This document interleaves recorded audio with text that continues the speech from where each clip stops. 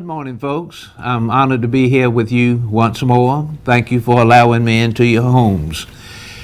We have heard quite a bit in recent days about wildfires in other parts of our country, and there's some activity in the state of North Carolina as we speak as well. And we have to be diligent to do what we can to avoid the spread or the continuation of these wildfires. March signals the beginning of spring wildfire season in North Carolina, and the North Carolina Forest Service is urging residents to be diligent about using best practices and common sense with all outdoor fires, especially yard debris burns.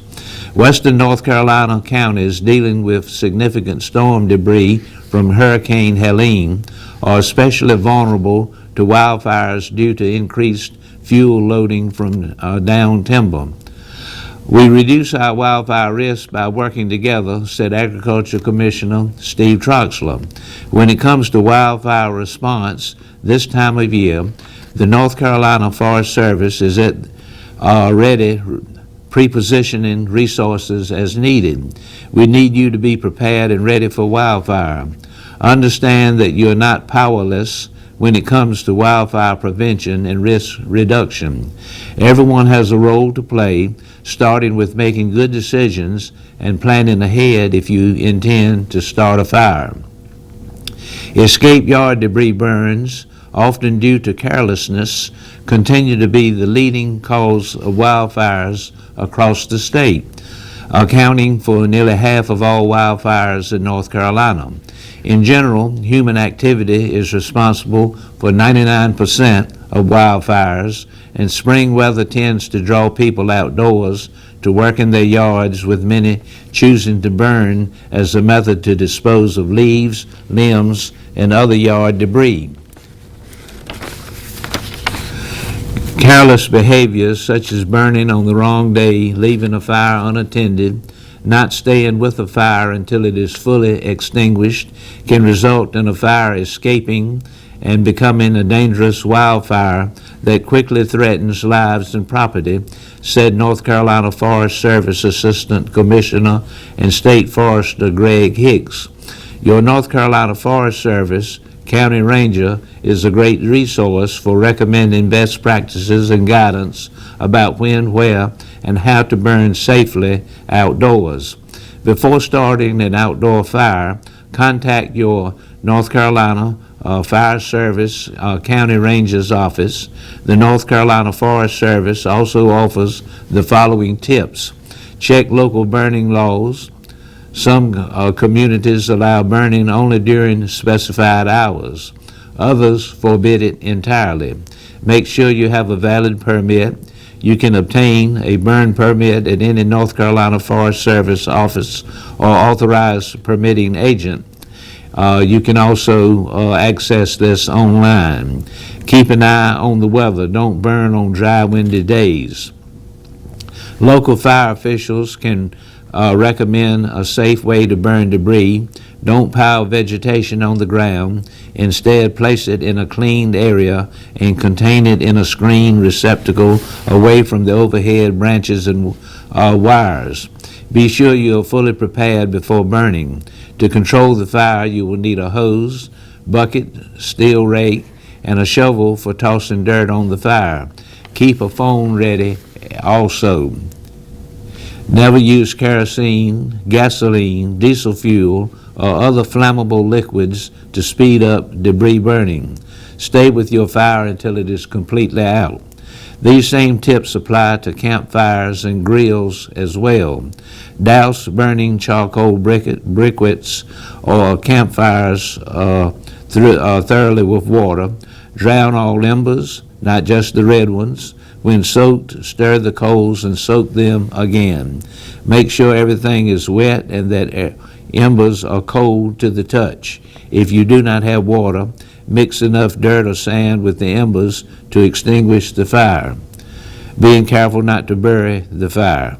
Never dump hot ashes or coals into a wooded area.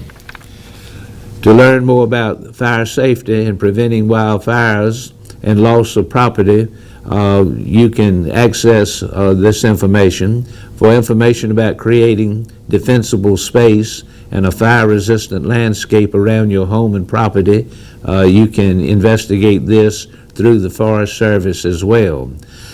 This is a summary of the wildfire situation, and we are all encouraged to be careful. I made some comment to Lim shortly ago about solar farms and the fact that the evidence of solar farms is allowing a habitat, for lack of a better word, for hungry sheep. This is what it's all about.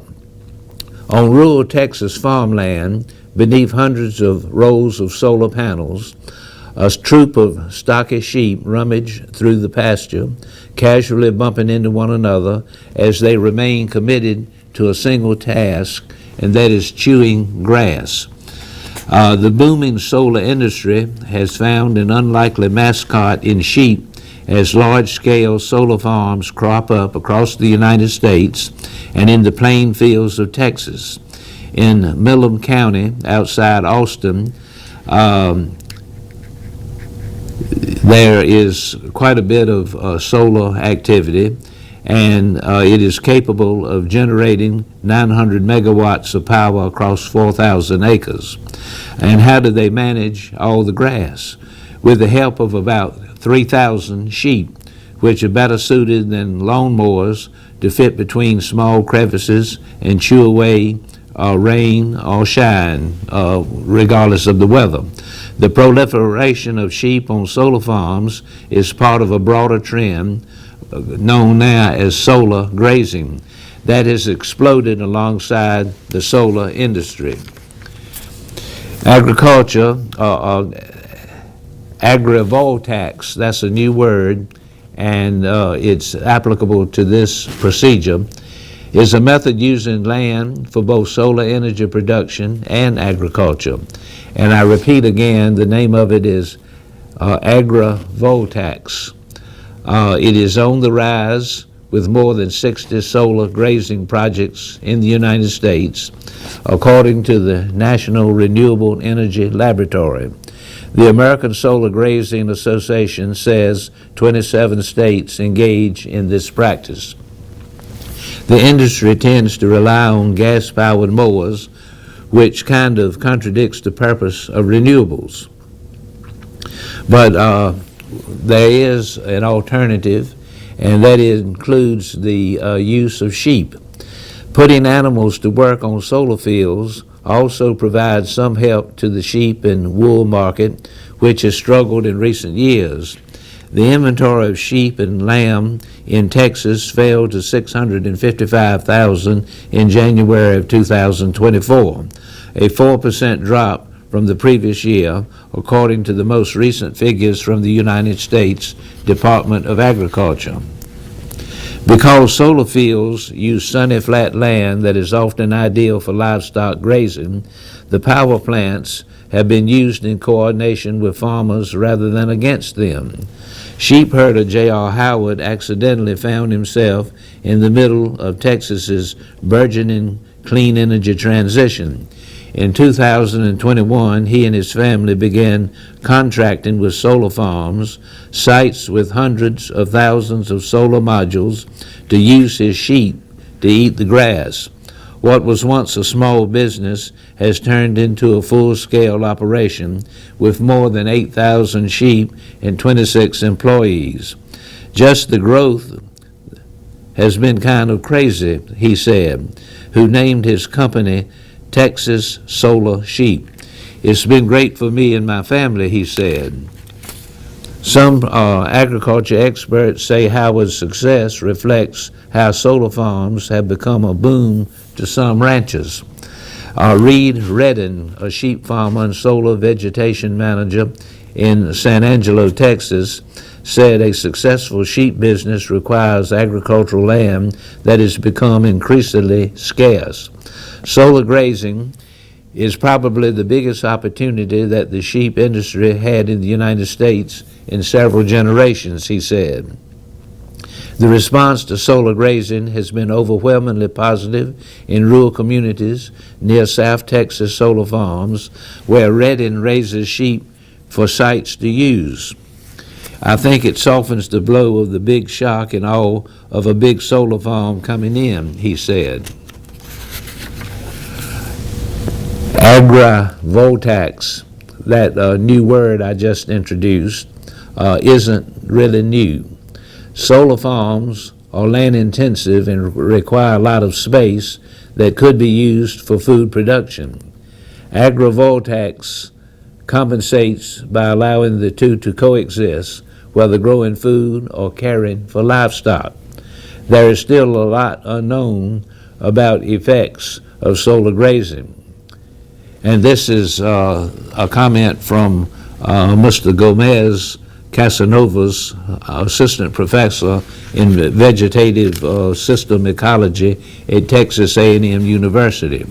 Not enough studies have been done to know the long-term environmental impacts, such as how viable the soil will be for future agriculture. However, this is being studied, and the verdict will be determined in the future. We really have more questions than answers, he said.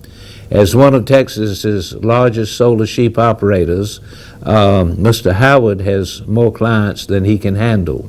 He expects to add about 20 more employees by the end of this year, 2025, which would nearly double his current workforce. As for the sheep, he has enough already.